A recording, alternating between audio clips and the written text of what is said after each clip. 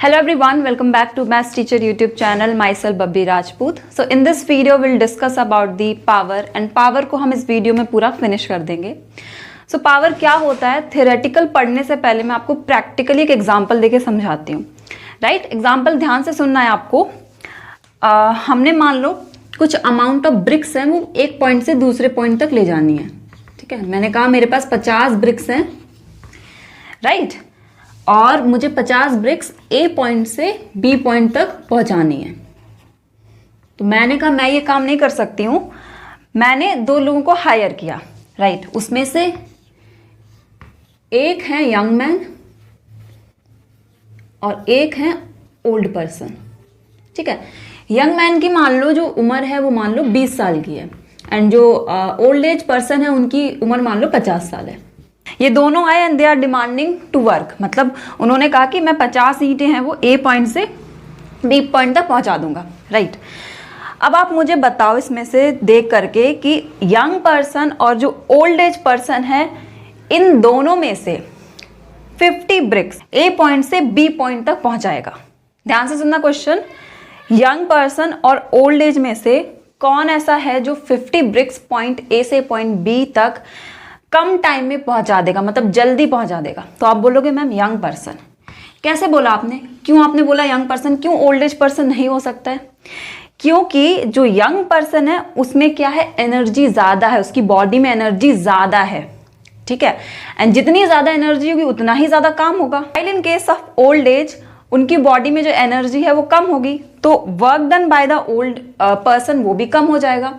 Right, सो आपको यहां से ये समझ में आ गया कि यंग पर्सन क्या करेगा, जो वर्क करेगा, मतलब 50 ईंटों को ए पॉइंट से बी पॉइंट में ले जाने में जो उसने वर्क किया उसके लिए उसने काफी कम टाइम लगाया. वहीं ओल्ड पर्सन ने 50 ब्रिक्स को, सेम अमाउंट ऑफ ब्रिक्स को ए पॉइंट से बी पॉइंट में ले जाने में ज्यादा वक्त लगाया. राइट, यही पावर है. कहोगे कि मैम आपने पावर की डेफिनेशन तो नहीं बताई. तो सुनो, यहाँ पे जब मैंने यंग पर्सन और ओल्ड एज पर्सन की बात की थी तो दो फिजिकल क्वांटिटीज की बात की है. वर्क एंड एनर्जी में से आप कोई भी एक फिजिकल क्वांटिटी ले सकते हैं, दोनों सेम ही होती है. ठीक है, जितनी एनर्जी होगी उतना ही वर्क होगा. ठीक है, तो वर्क एंड एनर्जी में से आप कोई भी एक फिजिकल क्वांटिटी ले सकते हैं, दोनों बराबर ही होती हैं. तो मैंने वर्क को ले लिया. एक तो वर्क की बात की थी और एक मैंने टाइम की बात की थी. मैंने बोला था ना यंग पर्सन है वो क्या करेगा, वो कम टाइम में क्या करेगा, 50 ब्रिक्स को ए पॉइंट से बी पॉइंट में ले जाएगा. So the rate of doing work is known as power. ठीक है, रेट ऑफ डूइंग वर्क को ही हम पावर बोलते हैं. राइट, अच्छा, जहां भी रेट लिखा हो उसका मतलब होता है वो पर्टिकुलर फिजिकल क्वांटिटी टाइम से डिवाइडेड है, मतलब उस फिजिकल क्वांटिटी के डिनोमिनेटर में टाइम आएगा. तो it is the rate of doing work. Right, work done आपका न्यूमरेटर में आएगा और टाइम टेकन आपका डिनोमिनेटर में आएगा. रेट का मतलब ये होता है जहां भी टाइम का इन्वॉल्वमेंट हो, और रेट का मतलब ये होता है कि टाइम डिनोमिनेटर में ही होगा. आई होप आपको ये समझ में आ गया है. Rate of doing work is known as power. Right, example ध्यान में रखना आप. ओके, सो इसको हम इस तरीके से भी लिखते हैं. सिंबल इंपॉर्टेंट है. पावर में P कैपिटल बनता है, वर्क डन को हम कैपिटल W से डिनोट करते हैं, एंड टाइम टेकन को हम स्मॉल t से डिनोट करते हैं. Formula is very very very important, very very important. Right, okay, now power is work done per unit time. अब इस फॉर्मूले से हम एक और डेफिनेशन बना सकते हैं. क्या? Work done per unit time. Work done per unit time. ठीक है, अब we know that work done is equal to energy. हमें पता है कि वर्क डन है वो एनर्जी के बराबर है. दोनों फिजिकल क्वांटिटी सेम ही होती है, बट डेफिनेशन वाइज थोड़ा सा डिफरेंस होता है. हम ये पढ़ चुके हैं. राइट, जितनी बॉडी में एनर्जी होगी उतना ही क्या होगा, काम होगा. राइट, जितनी एनर्जी में बॉडी होगी उतनी एनर्जी को हम यूटिलाइज करेंगे और उतना ही वर्क डन होगा. Right, so work done is equal to energy. तो पावर की एक और डेफिनेशन आ जाती है in terms of energy, and definition is very important. आपको ये वन वर्ड में पूछा जा सकता है, लिखने के लिए आ सकता है. What is power, define power. तो अगर कुछ ऐसा है तो फॉर्मूला जरूर लिख के आना. ठीक है, एंड सिंबॉलिक रिप्रेजेंटेशन भी लिख के आना. यहाँ पे मैंने लिखा नहीं सिंबॉलिक रिप्रेजेंटेशन, नीचे लिख देना. P means power, W means work done and T means time taken. आपको फुल मार्क्स मिलेंगे. ओके ओके, सो पावर की definition in terms of energy देख लेते हैं. सो power is the rate at which energy is consumed और utilise. हमने क्या किया, वर्क की जगह हमने सिर्फ एनर्जी को यूज किया है. ठीक है, तो the rate at which energy is consumed और utilised is known as power. तो रेट यहाँ पे लगा है, डिनोमिनेटर में टी आएगा, ओके, ऊपर ई आ गया, E for energy. P here stands for power, E for energy consumed or utilized and T for time taken. अब इस फॉर्मूले से एक डेफिनेशन बना लेते हैं। तो power is the energy per unit time, energy consumed यहाँ पे लिख लो, कंज्यूम्ड या यूटिलाइज, ठीक है। So power is energy consumed और utilized per unit time, right. अब यूनिट्स ऑफ पावर, ये बहुत इंपॉर्टेंट है, यूनिट्स ऑफ पावर बहुत इंपॉर्टेंट है, very very important topic. All right, so हमें पता है कि हमें दो टाइप की यूनिट पढ़नी होती है, एसआई यूनिट और MKS unit. So SI unit of power is what, जो एसआई यूनिट होती है वो साइंटिस्ट के नेम पे बेस्ड होती है।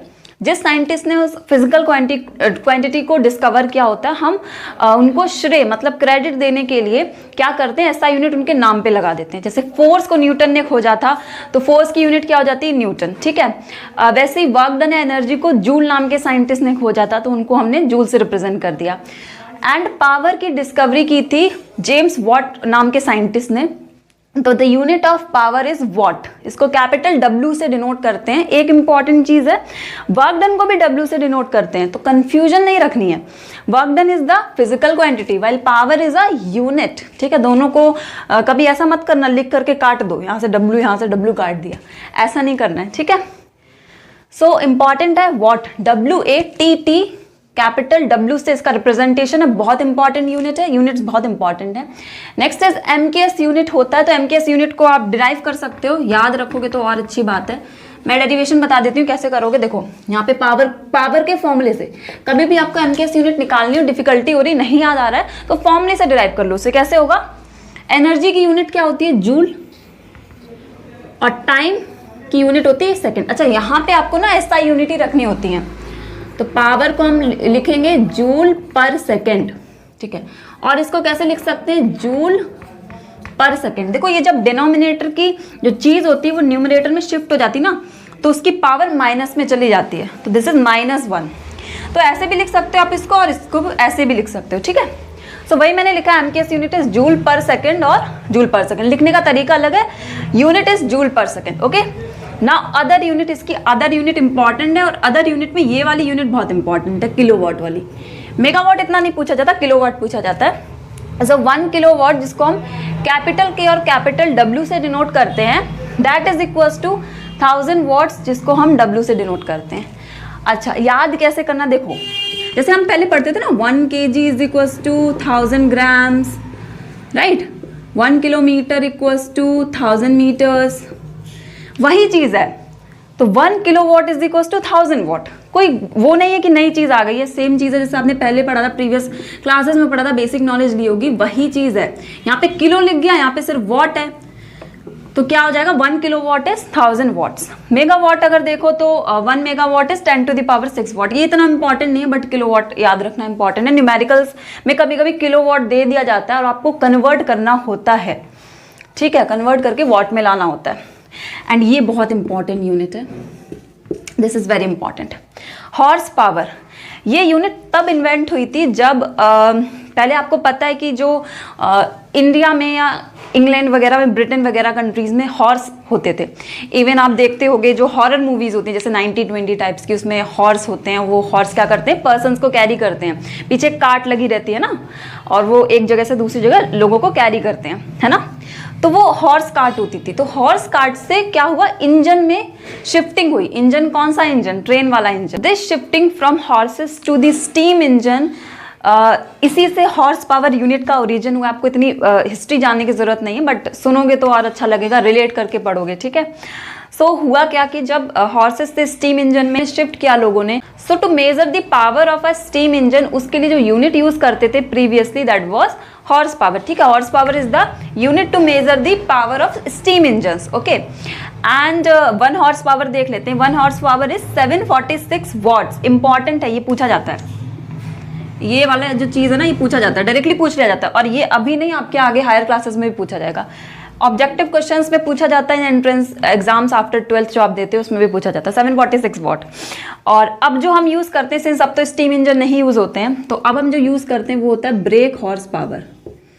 brake horsepower is used to measure the power of different vehicles, for example car and other vehicles. ठीक है, so important is horsepower. अब डेफिनेशन ऑफ 1 वॉट, ये बहुत सिंपल होता है, सबसे सिंपल यही चीज़ होती है और ये पूछी भी जाती है। 1 वॉट की डेफिनेशन क्या होगी? अच्छा, यहाँ पे देखो, पहले फॉर्मूले में देखो और देख के बताओ पावर कब 1 वॉट होगी। ये पावर कब 1 वॉट होगी?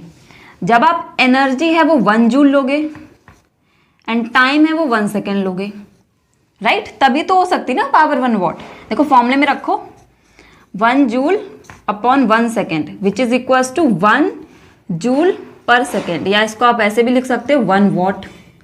ओके ओके, अच्छा इंपॉर्टेंट चीज़ है, मैंने पहले भी बताई बट यहाँ भी बता देती हूँ, एसआई यूनिट और एमकेएस यूनिट बराबर होती है, ठीक है, वैल्यू वाइज बराबर होती है।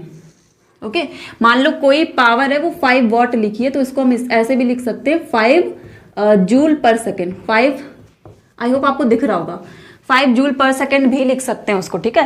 तो एसआई यूनिट और एमकेएस यूनिट बराबर होती है, इसमें कंफ्यूज मत होना, ठीक है। जैसे मैंने यहाँ पे 1 जूल पर सेकेंड की जगह 1 वॉट लिख दिया, राइट। तो पावर कब 1 वॉट बन गई? जब 1 जूल एनर्जी कंज्यूम हुई या टाइम 1 सेकेंड लगा, राइट। सो यही चीज़ है, 1 watt is the power of an appliance which does work at the rate of 1 joule per second। मतलब एक ऐसा अप्लायंस जो कितना काम कर रहा है, eight the rate of 1 joule per second काम कर रहा है। सिंपल सी चीज़ आपने फॉर्मूले में रख करके क्या किया, डेफिनेशन बना दी।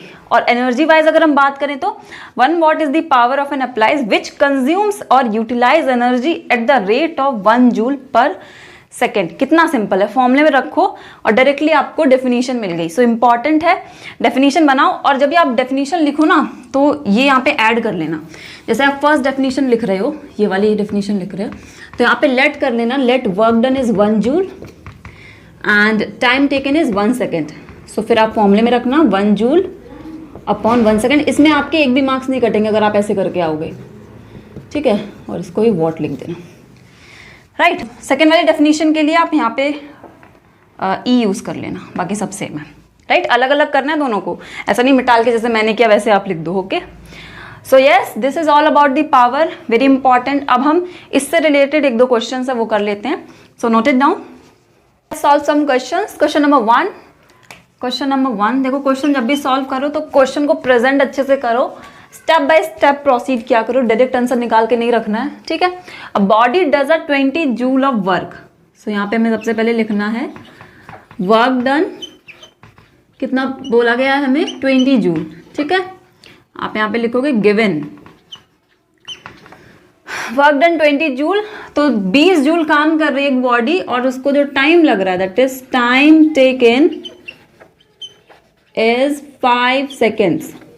दे आर आस्किंग फॉर पावर कितनी है उस बॉडी में। सिंपल सा ही क्वेश्चन, दैट इज पावर का फॉर्मूला रखना, आपको पूरा लिखना, ठीक है, ऐसे छोड़ना नहीं है।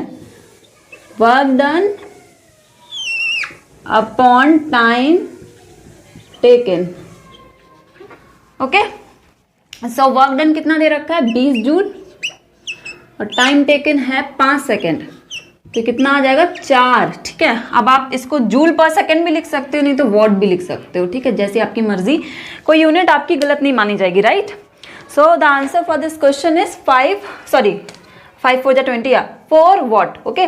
तो नोट डाउन कर लो, फिर हम सेकेंड क्वेश्चन की तरफ बढ़ते हैं, दैट इज मैं इसको रब करती हूँ सबसे पहले, okay. So question is what is the power of a pump. They are asking power of a pump which takes 10 seconds to lift 100 kg of water tank situated at a height, okay। so यहाँ पे directly आपको work done नहीं दे रखा, आपको निकालना पड़ेगा, okay. निकालोगे कैसे, बहुत सारे फॉर्मुलेस थे हमारे पास वर्क डन के। सिंस ये क्वेश्चन है वर्क डन अगेंस्ट ग्रेविटेशन का, यहाँ पे हाइट गिवन है ना, ठीक है, तो ये वो वाला केस हो गया, हमने पढ़ा था ना स्टेयर्स वाला केस, ऐसे करके मैंने स्टेयर्स ड्रॉ की थी एंड वर्क डन का फॉर्मूला निकला था mgh, तो ये वो वाला केस है। तो वर्क डन को आप इस फॉर्मूले से निकाल लोगे, टाइम आपको गिवन है, फिर आपके पास फॉर्मूला तो है power is equal to work done upon time taken, तो उस फॉर्मूले में रखोगे आपका आंसर आ जाएगा, राइट। सो देखते हैं, सबसे पहले देखते हैं गिवन क्या है। सबसे पहले गिवन है आपको टाइम, तो टाइम कितना लगा 10 seconds to lift 100 kg of water. Mass कितना दे रखा है 100 kgs और water tank situated at a height, जो हाइट दे रखी है that is 20 meter and g इन्होंने दे रखा है क्वेश्चन में। अच्छा क्वेश्चन में कभी जी ना गिवन हो तो आप कोई भी वैल्यू ले सकते हो, 10 या 9.8 मीटर पर सेकंड स्क्वायर में कोई भी वैल्यू ले सकते हो, कोई गलत नहीं मानी जाएगी, ठीक है। लेकिन अगर गिवन है तो वही वैल्यू को लेना प्रेफर करो, ओके। इसीलिए कहते हैं क्वेश्चन ध्यान से पढ़ा करो। अब यहाँ से वर्क डन आप निकाल लोगे। वर्क डन का सबसे पहले फॉर्मूला लिखोगे mgh, m की जगह m रख दो दैट इज 100, g की जगह g दैट इज 10 और हाइट इज 20 जो कि आपका आ जाएगा 20,000। यूनिट आप लगा सकते हो जैसी आपकी मर्जी है, मैं इसके SI यूनिट लगाती हूँ जूल, राइट। वर्क डन आपके पास आ गया। अब आप लिखो power is equals to work done upon time taken. आपका वर्क डन आ गया 20,000 और आपका जो टाइम है वो 10 सेकेंड दे रखा है, तो ये आ जाएगा आपका 2000 वॉट, या इसको हम 2 किलो वॉट भी लिख सकते हैं, ठीक है। आप चाहो तो यहाँ तक भी छोड़ सकते हो, कोई गलत नहीं माना जाएगा। यहाँ तक अगर करोगे तो टीचर ज़्यादा इंप्रेस हो जाएगा। मार्क्स तो ज़्यादा नहीं मिलेंगे बट इंप्रेशन अच्छा पड़ेगा, ओके ओके। अच्छा ये कैसे हुआ, क्योंकि हमें पता है 1 किलो वॉट में 1000 वॉट्स होते हैं ना, तो हमने कन्वर्जन कर लिया, राइट। सो ये 2 क्वेश्चंस थे रिलेटेड टू पावर, इससे अलग कोई क्वेश्चन पूछा नहीं जाता है। एंड जो भी मैंने इंपॉर्टेंट बताया है please please please do it, very important. Presentation, representation of questions, representation of your answer is very important. Marks यहीं पे लूज होते हैं, right. So thank you so much for watching this video.